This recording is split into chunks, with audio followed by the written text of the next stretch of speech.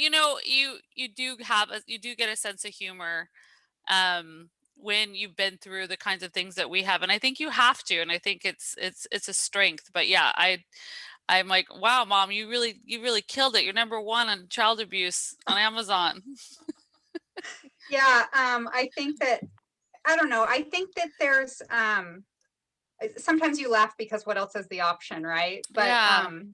But I think it's also something that I think is so important when you're writing memoir, and something I think I see you doing in American Daughter is also, I have a really good friend who's a therapist, and she's always Yeah. telling me, Tina, find the gifts, find the gifts. Where are the gifts in this? And, Mm. finding the joy and the beauty. And I think that's Mhm. something it looks like you work toward in the book. So I don't know. Do you want to talk about that a little bit? Yeah. Well, I think that's really a great point that you bring up, because a lot of times, and a lot of times in reviews, people will say she survived the most unbelievable childhood, or it's so tragic, it's so sad, and there are so many elements of that in my book. But there's also this beautiful relationship that happened between my mom and I during those interviews that for me are just so special, that I had that time to really truly know my mother for the first time in my life, to really truly have a mother for the first time in my life. So many beautiful things have come out of my life. I've become free. I've become um, one whole person instead of a person who lived um, one kind of successful life, but wasn't integrated with this past and childhood, and so now I'm just one person who gets to talk about this, and also just be a spokesperson for foster kids or mental illness or addiction, and so many great things have happened in my life through writing this book, telling the story, sharing it, and just the work that my mom and I did. So there's more beauty than not for me. Yeah, I think that's kind of where I came to as well in the process of writing. And I think it's something that is, I find myself really drawn to memoir that does that Mhm. work versus, Mhm. Mary Carr talks about like, yeah, yeah, I get it. You got kicked, you got kicked, you got kicked, got up again, you got Mhm. kicked. Like, but those people who are kicking you probably fed you. So show me what they fed you. I'm interested to see what they fed you. Mhm. Is kind of, I'm paraphrasing her, but I like that idea of like, show us what they fed you. So, She's the author that wrote my New York Times review, actually, oh, and really? yeah, and it was just it's so stunning, what she wrote about me. And what stands out to me in that review that she wrote was what was so astounding to me is that, because in An American Daughter, through the interviews, I find out that I am descended from the founding fathers, and all of our history. My grandmother is Elizabeth Betty Washington, a sixth great grandmother. And so what Mary Carr does so well is talk about the fact that, my family became really unpopular in time, but that I kind of turned the corner for this family history. And I thought, wow, that was the biggest compliment I've ever had in my Yeah, I life. read that. Yeah, that was no, that and the way that you're, and I've got some questions about that later, because Yeah. there's a way that your family arc sort of starts a certain way, goes Yeah. down and comes back up. But first, I think for the people who don't know anything about your book, do you want to tell them a little bit about your mom? And I'm thinking about, you mentioned earlier mental illness, and this Mhm. is something that has been a big part of my story as well. We both had parents who were struggling with mental illness, who were self-medicating with drugs and alcohol. And so Mhm. then you add addiction on top of mental illness. Yeah. And that's a really, really hard place to be as a little kid, to be Mhm. to be raised by somebody who's fighting those demons. And then as an adult to write that book and be find empathy, which I think is so important. Mhm. So I wonder if just for the listeners, if you'll kind of give them an idea of your mom's diagnosis and how it sort of manifested in your daily lives. Yeah, my mother was severely mentally ill. I mean, she was probably, and I call it, sentenced to um, probably upwards to between jail and psych wards about 100 times, just because when you go to psych wards, it's usually a two physician hold or a police hold. You don't just generally, with my mom's illnesses, go there on your own. So she was she had schizophrenia. She had 3 personalities that she went in between a personality named Flo, who was very, very violent. She saw herself as a Native American, and then she had a personality that was a little girl that was very wounded and cried a lot. And on top of all that, she had addiction with all kinds of drugs, not as much alcohol, cigarettes, chain smoking cigarettes, just anything that she could do to just you know cover over as much pain and illness as she could. So that was the mother that I knew, and obviously from that we lived in the back of a car. I was in several foster homes, a place called the Dependent Unit of California, and really estranged from my mom, in and out of estrangement for most of my life. Yeah. Yeah, and so the writing of the book really, you referenced earlier when we were talking the interviews, and the writing of the book Mhm. was really something that came about because you were able to reconnect with your mom later, which I know this sounds totally insane, but I was jealous of you for that.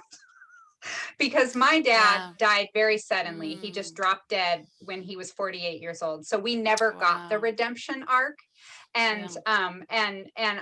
I remember thinking how that must have been so painful, I'm sure, Mhm. watching her as she grew sicker and sicker. But you had these Mhm. interviews. Do you want to talk about that a Yeah. little bit? You're not the only person who has expressed that to me. I've had people who in podcasts have said, "I wish I would have done interviews with my mom. She was incredibly abusive and she died and I never got to know why." And it made them think, "Who was she?" And so, my mom lived longer than any medical book ever said, and I think it was, a combination of our interviews and that we began to love each other, but also she was free from all of this. So let me back up to why I did the interviews. Was that I had decided that I wanted to come clean with my life, but I didn't even know who my family was. I didn't know who my grandparents. I never had a cousin, grandmother. I didn't even have a name. That's why I changed my name once I got a name. And so I started these interviews because interviews provide boundaries. So just like this interview, you could stop this interview at any time. So I called it interview so that it didn't become this outlandish fight or anything volatile. It was an interview that we set up and it was within this time frame, and it worked for her with her mental illness. It worked for her. She liked it actually because it gave her some sort of power that she could actually talk. So that's why I set up these interviews, and these interviews went on for 2 years.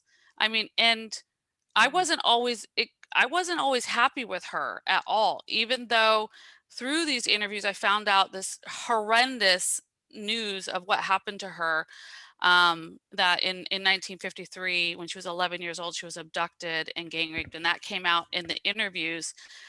And that was the moment where everything changed for me because I realized that I needed to accept her and not holding her to this responsibility that I had been doing in our interviews.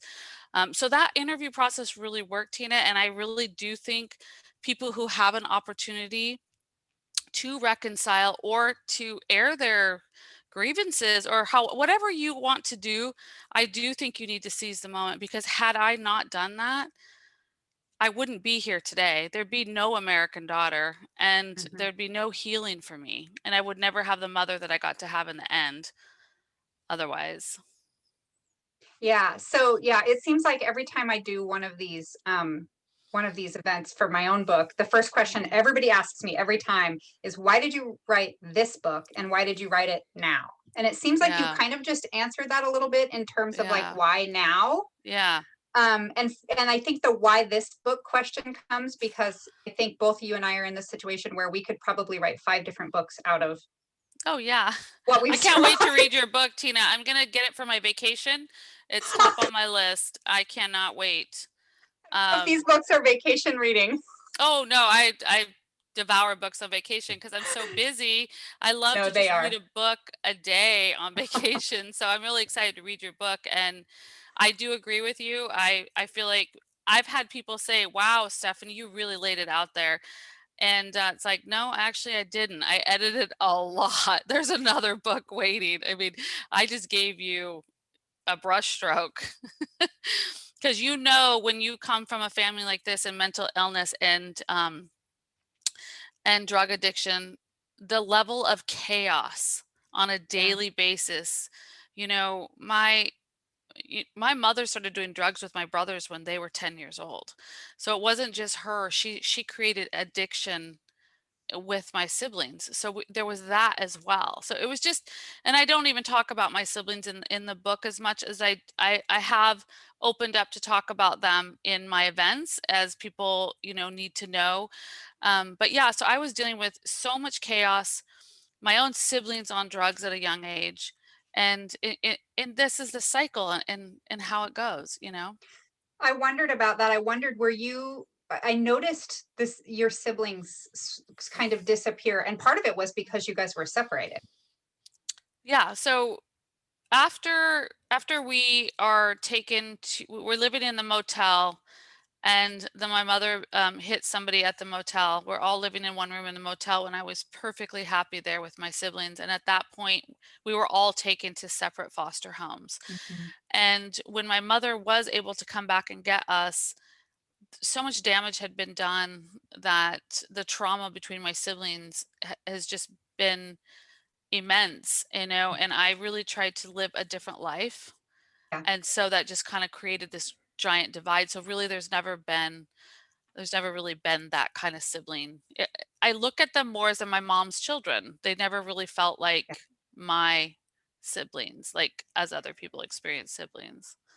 Did you in some ways also just sort of want to protect people? Like, are there people Yeah, you left out just so that they wouldn't need to bear the experience of being in the book? absolutely. Well, I mean, I wanted to Me too. protect them because Yeah. it wasn't their what happened to them is that they were victims as well. Yes. And they don't have the choice here to write a book or to talk about this. So I did leave them out. But as I'm in these events, I feel a little more liberated to talk about them just in as much as it is about my story now. Yeah. And Yeah, I exactly. And that's always a hard line as a memoir yeah, writer. yeah, it's really hard. I mean, you can write one sentence about somebody and they can just be really upset. Like you just don't want to get a memoir writer upset because you'll be in their Right. book. It's Just like, kidding. where does your story end and where does theirs begin? Yeah. And I said in the back of my book to my kids, I wrote, I can't wait to see myself in your books someday. Oh, that's hilarious. It's a risk we all run, right? Yeah, it is. You never know whose book you're gonna end up in. Yeah, Oh, it's a funny, another thing Mary Carr always says is like, you can't write a memoir. Writing a memoir and then being mad that people ask you all the time about your personal life is like signing up for football and then being mad that you get tackled. Because I always go to these yeah, events and that's I'm like, let's hilarious. talk about writing. I'm a writer. My whole life is books and literature and writing. Yeah. But it's more like, so how's your brother doing? What did your mom think? You know? I'm dying to ask you questions. That's also hard for me being on this end because I'm just so curious about everybody. And that's why I love memoirs so much. I just devour them. So it's hard for me to not be like asking you all these questions. Well, one thing that I that stood out to me as I was reading, um, like you were just talking about, you've only barely mentioned some of the places you lived, and I was thinking about, I read, Sandra Cisneros has a beautiful memoir called A House of My Own, and in Mm, it she says, privacy for self exploration is a mm, privilege of the wealthy. And I wow. think about that every time Interesting. somebody asks me, yeah, every time somebody asks me Interesting. about why now was the time I could write Yeah. the memoir, because I realize mostly it's because I had to get an education and I had to be financially secure before I could Mm, set aside the shame of poverty, you yeah. know? And I Mm, wondered if that was true for you as well. hmm. And I know part of your answer, you've kind of already answered Yeah. this. Part of it was just reconciling with your mom, but I also wonder Hmm. if part of it was just that would you've been able to tell that story while you're still living in a car with your siblings, or while you're still living in a hotel, you know? No, no. I mean, I've done so much work in my life to be able to tell this story. I mean, I lived so long, and what held me back was shame. I mean, Yeah. I don't know about you, Tina, but I did a tremendous amount of running from my past. Like, I had so many layers of success and, my house, my designs, my businesses, all this stuff. So many layers of this was in front of who I was and what I had been through, and that wounded child that was inside me for so long. So it was the perfect timing for me. I'm not Mhm. a professional writer like you. That was never my intention to be a professional writer, but to tell this story has so many layers to it, from the founding of our country to me being falling through every single crack in our system from foster care to I was illiterate till I was 11, medical care, just horrendous medical care from my mother, never had a counselor. I mean, she was after the rape, she was put into a home for wayward girls, for horrible girls. So she started living out, being trash. And then there's the story of me overcoming, and that there's still this hope in America that people like you and me can be whatever we want. We can work hard, and we can rise above. And I think that that's also the story for me. It's being part of that system and also coming out of that system, and hopefully kind of creating opportunities for other people to see themselves coming out of that system. Yeah, and I think American Daughter really plays with these two ends of the spectrum, Yeah. because even that story of what happened to your mother, Mhm. I think, one of my favorite parts in the book was when you sort of lay that out, in terms of Yeah. the fact that, let me see if I can find it. The young men who violated my mother were white, wealthy society men. Mhm. 14 of the 15 defendants pleaded guilty, but the ringleader, the mayor's son, was acquitted after 25 minutes of Yeah. deliberation by a jury of 12 men, Mhm. and none of the others served more than 2 months. So, this idea of privilege Mhm.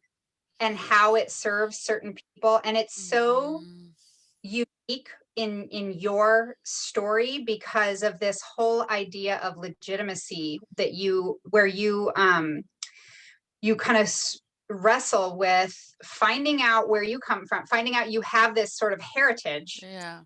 but it's bittersweet. It is bittersweet.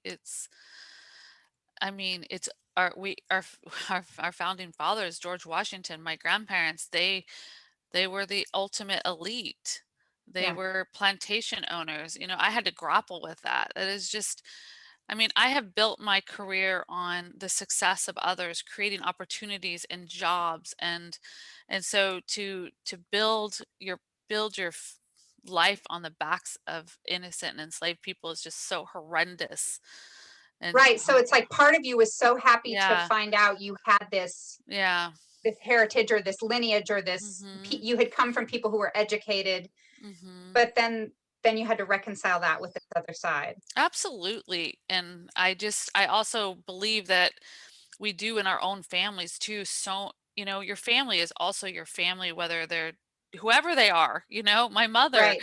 And so you have to reconcile, and there's still a lot of good that my grandparents did in terms of education and universities, and they created opportunities. So my direct grandparents were scholars and educators, and then here I am. I started these schools that have transformed education and design. So it was like this was with me in a way Even though too. you didn't know them, No, or yeah, yeah, I or know didn't that you know were them. connected. I was illiterate till I was 11. One of my mother's boyfriends taught me to read, thank God, and that set me on a journey of being able to find my way. But no, I had the exact opposite, but I ended up landing like kind of where my grandparents would have wanted me to. So it's really for me, that does feel good that I know that my grandparents were with me no matter what. Mhm. And no matter what you're suffering, you're not alone. And I feel like that's kind of my message. You're not alone. You also sort of wrestle with your grandparents from sort of a moral standpoint too, because there's Yeah. this idea where sort of, I think you say in the book, they erased their daughter. Do you want to talk about that a Mhm. little bit? Well, I really feel like because they disowned, which is what a word is that horrendous word, their daughter, I think it kind of started on this downward spiral in the family because you don't disown your daughter, from marrying out of love. And so, yeah, that was horrible, but in my mind, that's just like society stuff. And I know if they were alive today that they would regret that. That Mm, they would regret that decision. I just know with every fiber. It's just that was society stuff, and that's a lot about what happened to my mom because she went from being this high society in this family to this rape, having everything taken from her, and then becoming trash, and living out that for her entire life. mm. So you earlier you said something about, you said, I don't know about you, Tina, but I spent a lot of my time running from my past. And I kind of want to touch back on that because it's definitely something I noticed. So another thing I often say to people when they ask me when did I decide to write this book, I always say, well, before I physically started writing the book, it was writing me. Yeah, And I think that comes through in American Daughter a little bit too, yeah, the ways that you are living your life to, like, I didn't know where I wanted to go. I just knew I wanted to run from something. yeah, And so I wasn't exactly making decisions yeah, based on anything else, and I see that in American Daughter, like just your choice of profession, and your the way you kept your past from your friends and from your yeah, kids, and how and just the idea that you're creating homes for each other, for other people, right? yeah, But then there's this other part of it too that you talk about, where it was kind of where that need to sort of nest and make home was hmm, kind of unhealthy in certain yeah, parts. Like you talk about the day that you were decorating for Christmas and the candles were just the wrong shade of white and you couldn't handle it. oh yeah, Or when you redid your husband's office and yeah, he had just talked to you about not spending money, and then you just did this huge remodel of yeah, his office. So I wonder, can you talk a little bit about why you yeah. included those stories and what they kind of mean in relation to your upbringing? Yeah, I mean, I was going through so much, and I may not have had an addiction to drugs, but my addiction became what my passion is. It became more of an addiction in my life and unhealthy.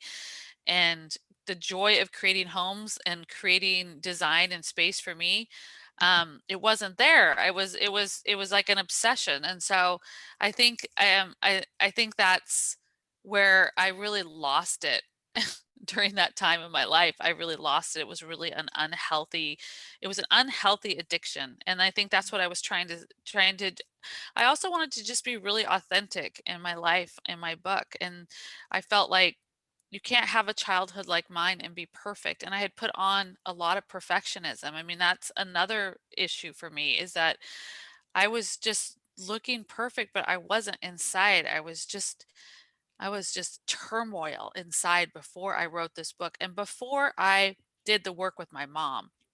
If I just wrote my story about living homeless, living in a car in a foster home, that wouldn't have even have been enough. That wasn't the work that I was doing.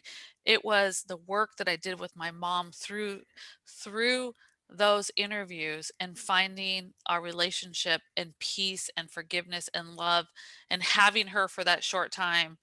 That was the work that I did in my life that really healed me in so many ways. Yeah.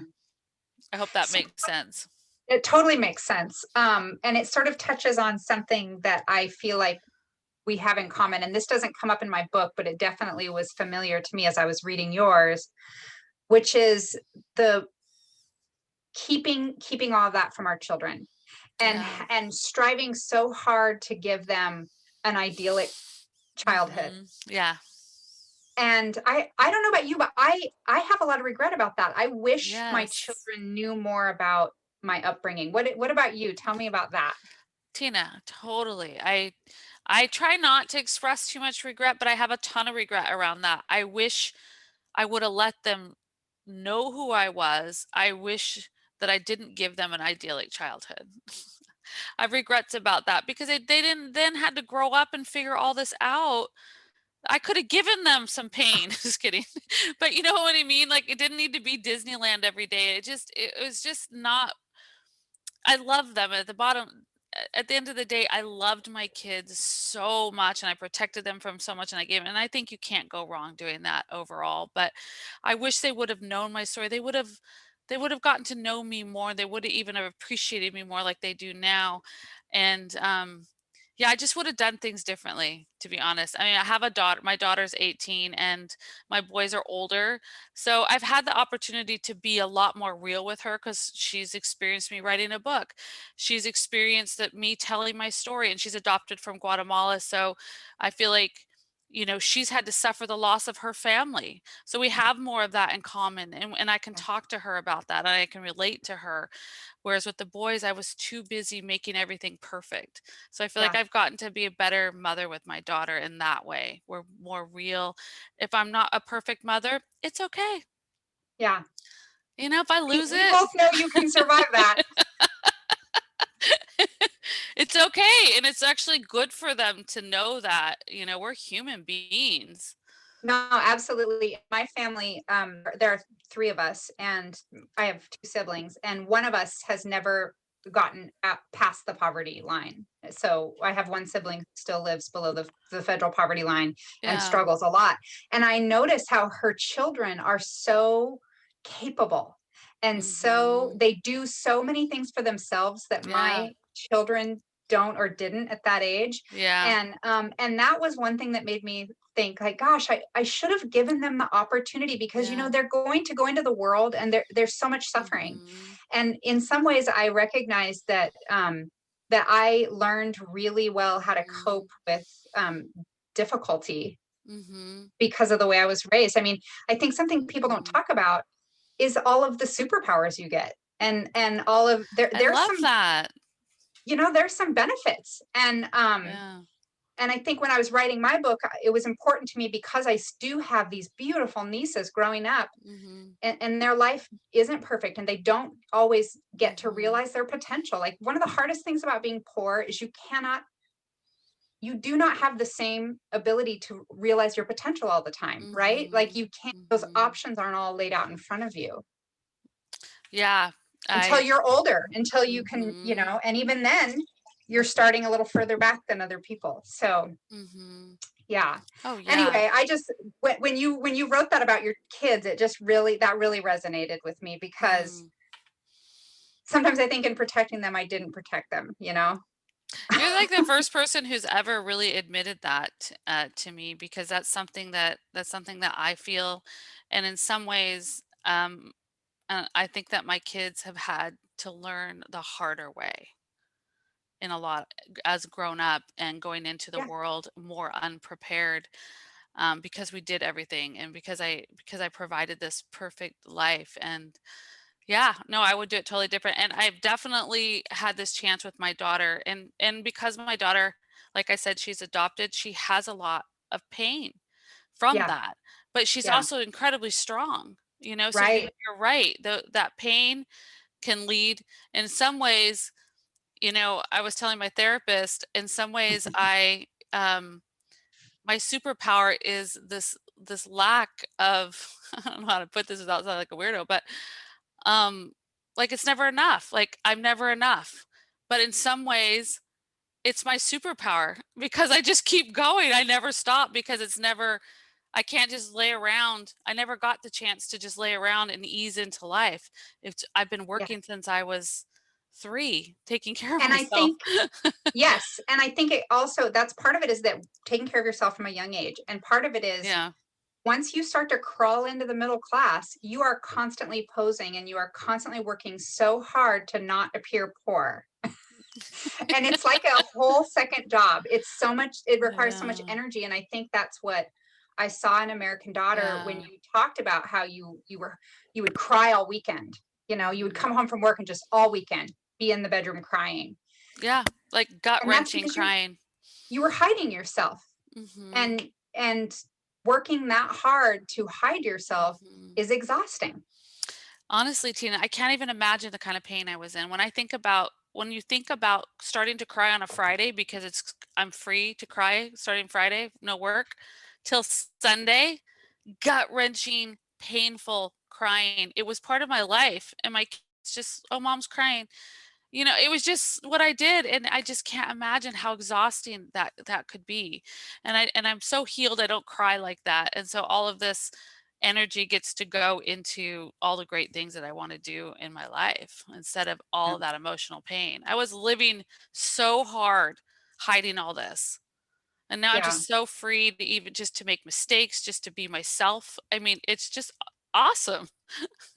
It is, but I think if you're anything like me, I don't know how not to strive. Oh, Like, yeah, I know, I know. I'm always stressed out. I honest to God was just telling my therapist this today. I'm like, "I think I'll never be enough." But I think I'm okay with that because it just what if I was and I would just retire?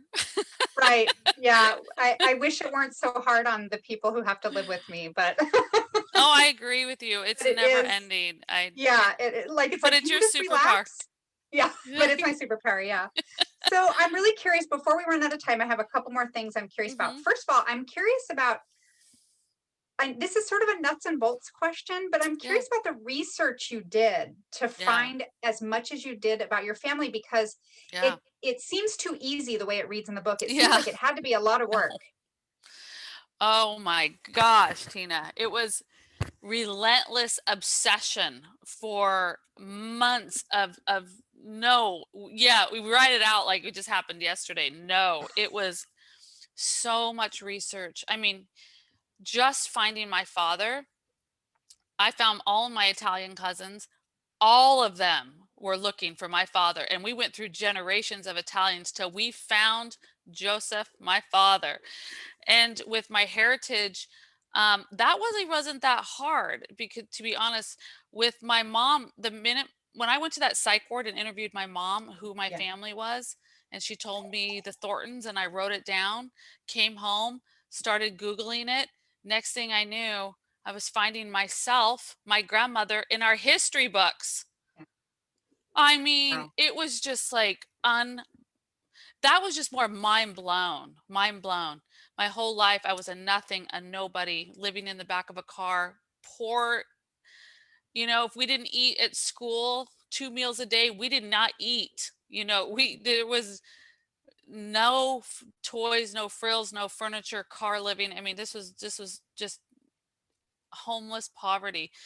That this was my family. That this is where it came from, and that my grandmother and my family are in the history books. I mean, it's just mind blown. But that wasn't as hard. Obviously, we went deeper and found a lot of stuff, but finding all of my father was unreal. It was obsession. It was Yeah. obsession. So So just for the people listening, will you give them a little idea of what we're talking about, as far as who you thought your father was versus what you found out later? so my mother told me since I was very, very young that my father was a rapist. And I never really believed it. My siblings are all Puerto Rican, and so Louis was their father, and my brother Alan was another person, an Italian. I never really believed it.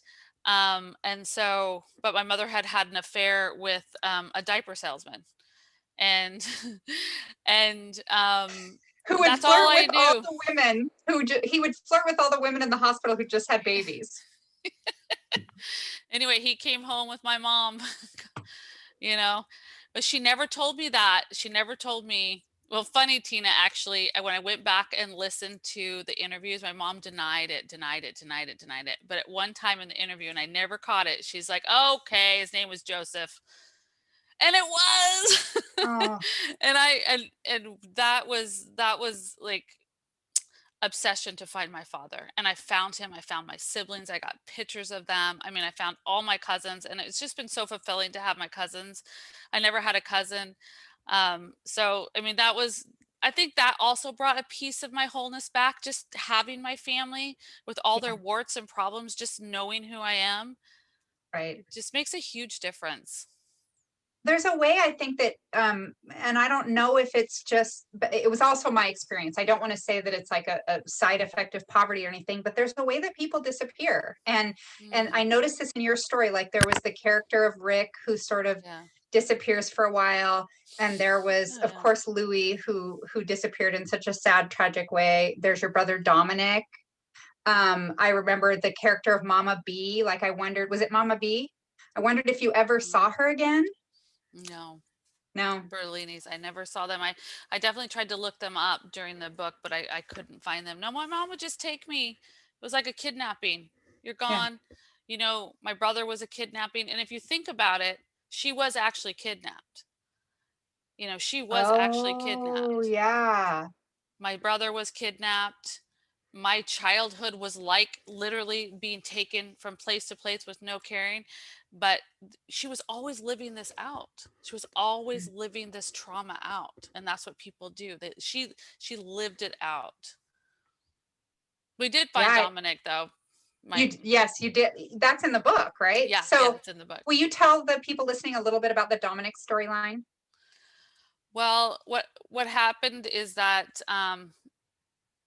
he he just disappeared, and my mother told us our whole life that he was kidnapped, and then she would change the story, that he had leukemia. And that was, I mean, that was so traumatic for me because honestly, so I didn't know who I was. If people asked me how many siblings I had, I didn't know how to answer that question. Do I add him in? Is he alive? Should I tell them I have a brother that was kidnapped? Just that alone is a story. That is Yeah. just a story And by didn't itself. she, I mean, she said he had leukemia and died from it. Yeah, and Yeah. died from it. And then we found him years later because he was registered. He had gone to prison and he had gone to live with Louis's sister, after my mom was put into, another state hospital and we were put into the dependent unit. And then he was taken. She knew where he was. As a matter of fact, the picture of me on my book right here, just this picture alone, Yeah.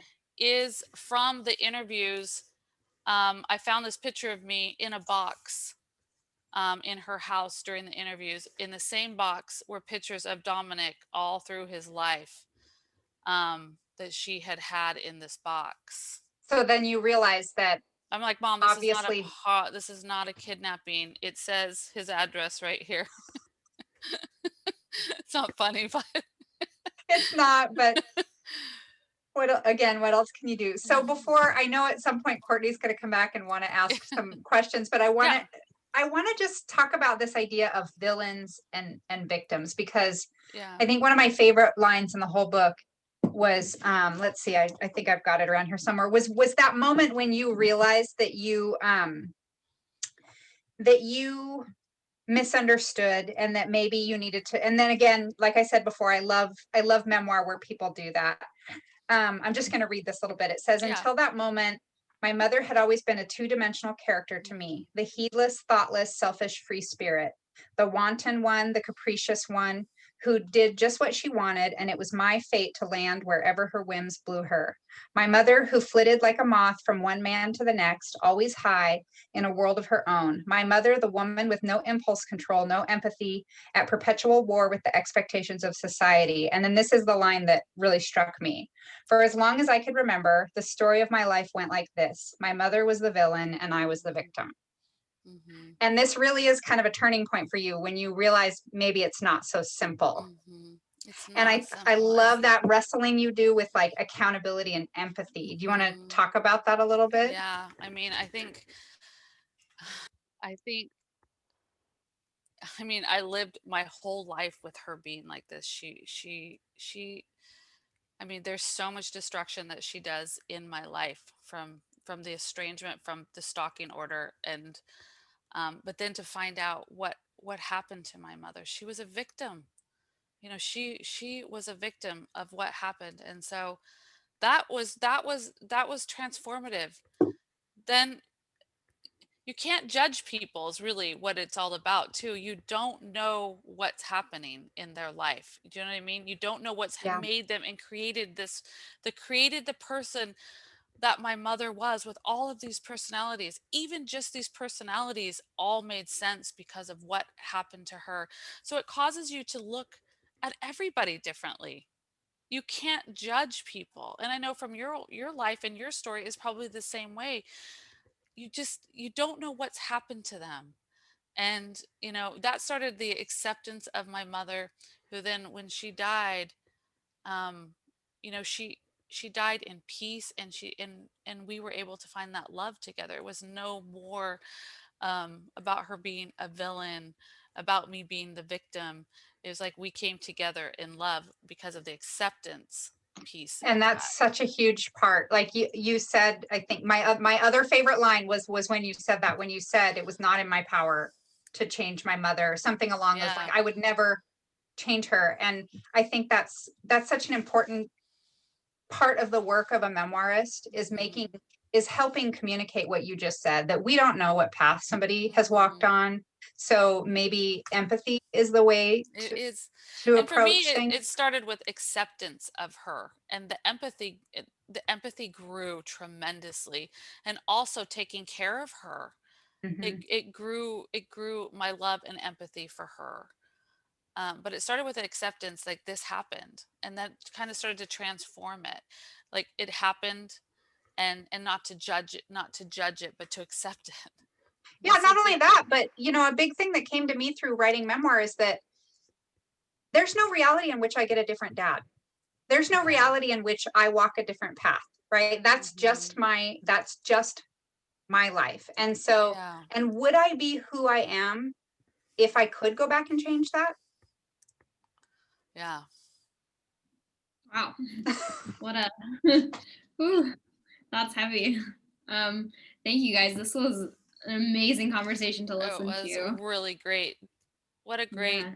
I interview. wanna I want to open the floor up now to anyone watching. If they want to ask a question, feel free to put it in the questions, the Q&A chat box, and I will read it out and let these lovely ladies answer while we're waiting for people to see if they want to respond to anything. I have a question Yeah. for both of you. Who was the first person that you told that you were writing this memoir, that you decided to, really put it out there? Do you want to answer that first, Tina? I don't know if I can remember who the first Hmm. person I told, but I know the first person who read it, but Yeah. I don't know. So you go, Stephanie. Um, I had an experience before I started to write my book where I was in Vegas at a design conference with a bunch of students. And what ended up happening is that it was like I was starting to I couldn't hide anymore from myself. And I had a student at this dinner who wouldn't stop asking questions.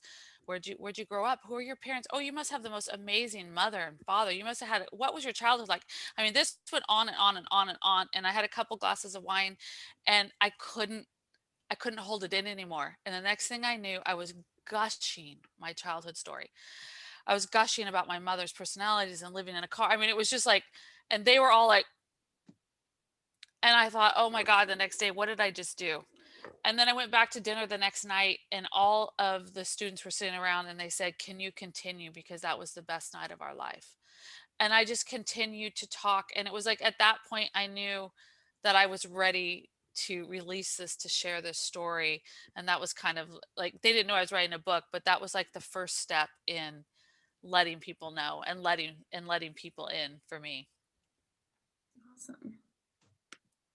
Um, okay, another question is, for what was your writing process? I mean, a memoir is incredibly personal, but like, did you know, like, these are the scenes that like really made me, this is what I remember and I really want to put this down? Or did you go Mhm. chronologically? Like, how did that come out Yeah. for you? Yeah, so my structure in the book is we really I was really going back into the past with my mother, and I was also very much living in the present in my family while I was writing the book. So that was really my structure, was that I was going to do these interviews and we were going into the past. So in my book we will go. back and forth from present to back in the whole structure of the book. So, and I thought it was way more interesting with my story than just to lay it out. I've had a couple people complain about that style, but I hold on to it and say it's awesome. I don't care. Yeah, I don't, my writing process was, I mean, I'm a writer. I get up every Yeah. morning and I write 4 pages a day. Sometimes it's total crap. Sometimes it's worth keeping. For me, I wanted to be, I knew I had a basic idea. I had this list of 12 things my dad had done. And I gave myself this challenge. I had written some fiction in the past, and I thought, I think I want to write creative nonfiction. And I've got this list of 12 terrible things Lloyd did. Could I write a book about Lloyd where he does these 12 things, but the reader still loves him? Because that was the reality of Mm. life with him. He was very lovable, and I always looked forward to seeing him again, even after these long periods of abandonment. And and so if I could do that, like, that's really hard, right? Like, when you write fiction, you get to create everything out of nothing. Yeah. But writing memoir, you need to use the tools of fiction Mhm. and of poetry. I think I prefer Mhm. to try to make something beautiful, but you also have to tell the truth, which is such a Mhm. challenging to do. And for me, it was almost a moral struggle to Mhm. constantly sort of hold myself accountable to this idea of truth, because what you leave in and what you take out, which stories, like I'm sure Stephanie has hundreds of stories that aren't in this book, right? Yeah. Oh yeah. And including this or not including this, how does that change the view for your reader, and what does that say about this thing you're calling truth? So that was an interesting process for me. I'm very interested in the essay format, and I love how essays don't have to come to some tidy answer, right? It's more about wondering. So I just decided to enter into the process with curiosity and see what happened. Mm. That's awesome. That's a really Yeah. cool. I like that. The list. That's really cool. Mhm. What a way to approach it. Okay. I know you touched on this a little bit about kind of ending up where you are, and like the way that when you started and you still ended up with these opportunities and you still found a place, in the world, and then writing about it, like how did you prepare yourself for your stories to be read by so many, like knowing that people you've never met are going to know you on such a personal level? I think it's easier for people who don't know me than the people who know me than reading my book, honestly. I didn't even really think about how hard it was going to be as a CEO and a leader in the design community for everybody to know this story about me. That was the hardest hurdle for me. It's like, you know me as this person, but this is really who I am. And then for strangers, either I felt like people are either going to connect to this story and see themselves in it, or there's just going to be a good read, or maybe they don't even like it. So I felt like those people, and what's ended up happening is so many people have just connected to American Daughter and see themselves in it and their family, and that's what has happened. It's been so complimentary, almost 95% has been complimentary, but it's really hard to put yourself out there. And it's really hard to put a book out there and know if the publishing world, if people are going to like it, if they're going to, it's just overall, it's hard. It's not demoralizing. I don't think that's the right word. It's just there's something about it that is just so hard. The hardest thing I've ever done is the publishing process, and that acceptance process is way harder for me than the cathartic, beautiful work of writing this book. Do you feel that Yeah. way a little bit? Like a little bit demoralizing, Yeah, kind I of. mean, I definitely, for me, the hard part was how, you said it earlier in our conversation, Stephanie, that you considered your siblings victims. And for me, the hard part was my mom and my brother are in the book, and they were also victims. And so I actually wasn't going to publish the book without their permission, because and I was getting an MFA at the time that I wrote the book, and you have to write a book to get an MFA. And so I told myself, this can be my MFA thesis, and if I don't Yeah. ever publish it, that's fine. okay. Mm. It's because the whole point of getting the MFA is I wanted to be able to go back and teach at community college, Mhm. because community college had been 100% necessary for me to move out of poverty. I wasn't able to go to Mhm. university straight out of high school. Yeah. And Mhm. so and Mm. frankly, I was getting an MFA because if you can get accepted to an MFA program, if you can get into one that's low residency, I could still work and take Yeah. care of my kids and do all those things. And so so I knew I was writing a book, but I knew that I would want their blessing before I ever did anything with it. And for me, those were the only people I was worried about: my brother, my mom, my Mm. stepmother, who I had lost for so many years at that point. I Mhm. presumed she might be dead, but I wasn't sure. And it killed me to think she might read it without me being able. I tried to find her so that she could read it first.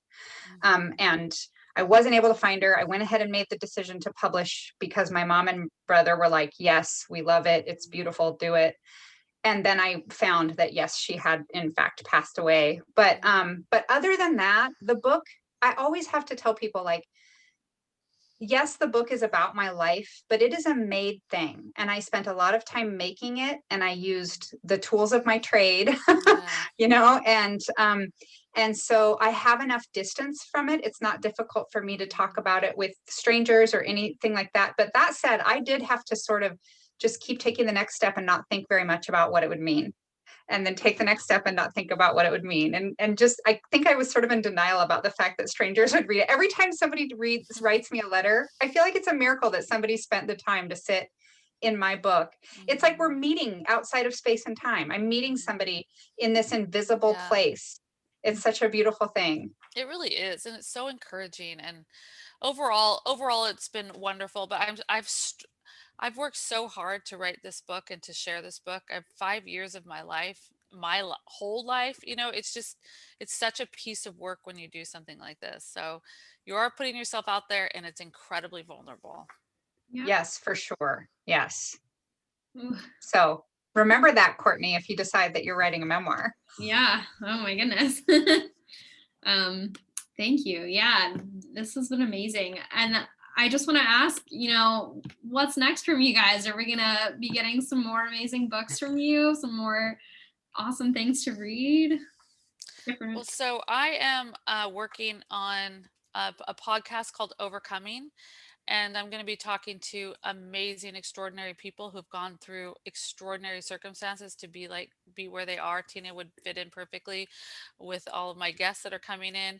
And then I do think that I would like to consider writing more of an essay style book about overcoming, sharing these stories of people's lives. Something like that would probably come next for me. That's awesome.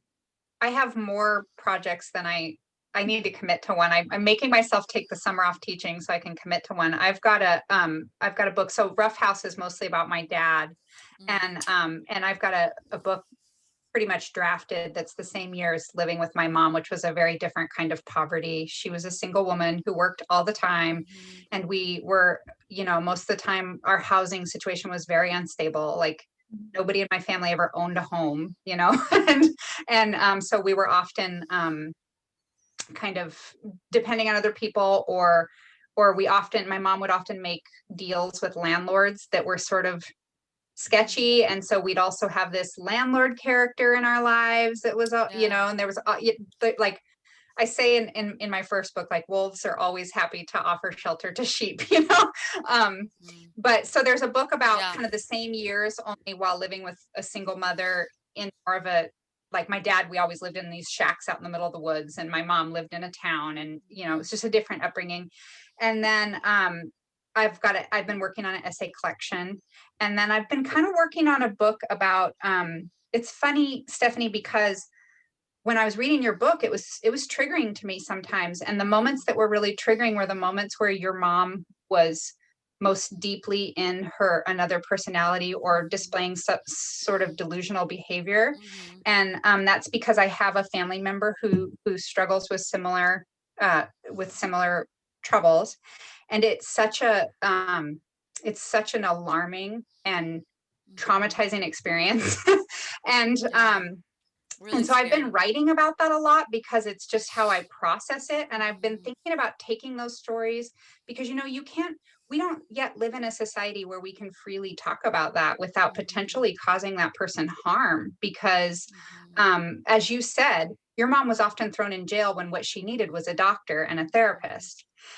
And we haven't Absolutely. come that far. And so I'm thinking of turning that We book into haven't. fiction. Oh, I think that's really interesting. But yeah, it is really terrifying. I mean, my mom was incredibly terrifying. We didn't really touch on that, but yeah, seeing somebody go into different personalities. But one of the things that happened through the interview process with my mom and me putting her in a healthy environment, I didn't get a touch on that, is I saw those personalities just kind of disappear because she didn't need them anymore. Yeah. Those were just different ways of her manifesting what had happened to her, and as she processed it, she just didn't need it, which is really astounding with mental illness. It's a lot of There's a lot to learn about trauma in American Daughter. Yeah. Yes, for sure. All right, well, it looks like we're at the end of our time. Thank you, That Tina. went Thank you, fast. Stephanie. Yeah, it was such a great conversation. I really It enjoyed it. was, Tina. Thank you so much for taking the time. I know you're super busy too, and thank you so much, Grassroots, for having me. I want to come visit my book there in Corvallis. Ah, we'd love to have you anytime. I will. All right, and I'd like to remind everyone watching that you can buy both of these books on our website at grassroots.com, and feel free to support these beautiful women. Thank you so much, everyone. Bye. Thank you, Courtney. Bye. Thanks, Thank you Stephanie. so much. Have a great evening.